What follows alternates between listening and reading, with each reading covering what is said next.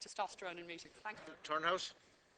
Thank you very much. And I would firstly like to thank the leader for organising the Minister for European Affairs to come into the House next week to discuss the Treaty on Stability, Coordination and Governance. And I'm in the process, like most of us, of studying it and will form my own view. So I look forward to that upcoming discussion.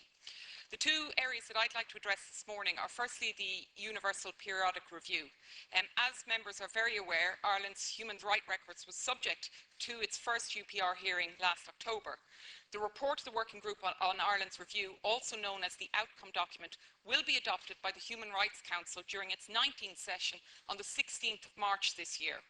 Of the 126 recommendations contained in the Outcome Document, the Government has examined and accepted 62. 49 recommendations are currently under consideration by the Government, and responses thereto must be provided before the Human Rights Council session in March, and 15 recommendations, the majority of which pertain to reproductive rights and combating racism, have been rejected. The commitments the Government has made during this process and the potential for further commitments to be made before the adoption of the Outcome Document should yield significant improvements in the area of prison conditions, children's rights, gender equality, mental health, freedom of expression and combating racism and discrimination. And so I ask the leader to invite the Minister for Justice and Equality, Minister Shatter, into the Chamber to advise and debate with senators as to the status of the 49 recommendations under consideration, and to outline how the relevant government departments plan to build on the exemplary consultation process with NGOs and civil society in the lead up to Ireland's review and its next review in 2016.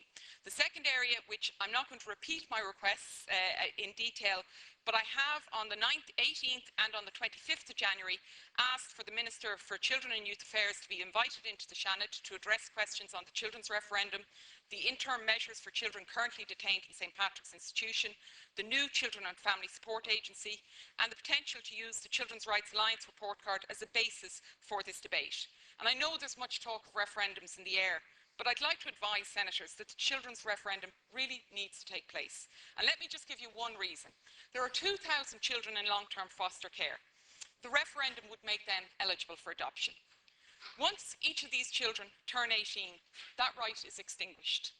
So as the days and months roll on, let us be conscious that as we deliberate, we're potentially denying these children what everyone agrees should be allowed, the security of being part of a family. So I repeat my call to the Minister for Children and Youth Affairs to update this House on the status of the children's rights referendum that cannot be debated any longer. We need to change it, and I think that is 2,000 very good reasons to have it. Thank you very much, Ciarán. I'd like to call for debate, a full debate on the economy.